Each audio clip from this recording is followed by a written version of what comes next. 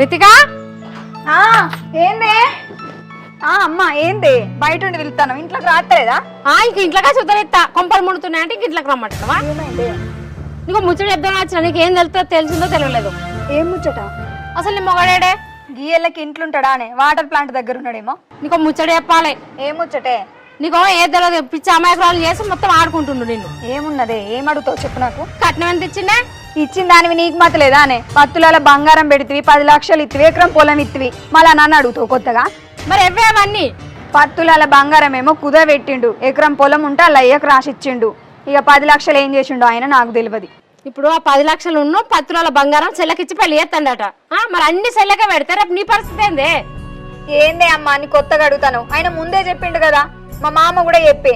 గట్లగా బిడ్డ ముందే ఎప్పుడు కరెక్టేనే ఉన్నా నూరు సేపు వాళ్ళ బిడ్డ కెడితే రేపు నీ పరిస్థితి ఏం కాదు. నీ పిల్లలు పుడితే నీకు మీ ఆయనకు ఇవన్నీ ఎవరు పెట్టాలి? ఇప్పుడు అంటే మంచిగా ఉన్నా మీకు చదువుతున్నా తర్వాత నాకు మంచి లేనప్పుడు ఎవరు పెట్టాలి నీకు?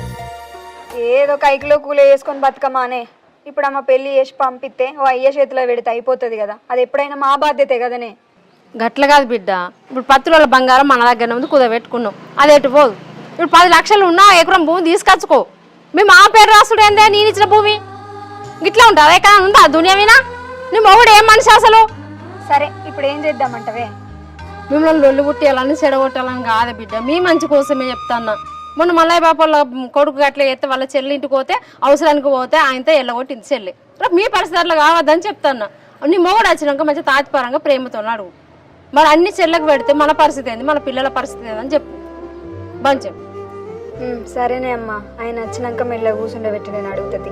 నువ్వైతే ఇప్పుడు ఇంటికి అల్లు వచ్చిపోయాక ఫోన్ చేయి బిడ్డ, కొంచెం లొల్లు పెట్టుకోకు మళ్ళీ నాకు టెన్షన్ మీతోని.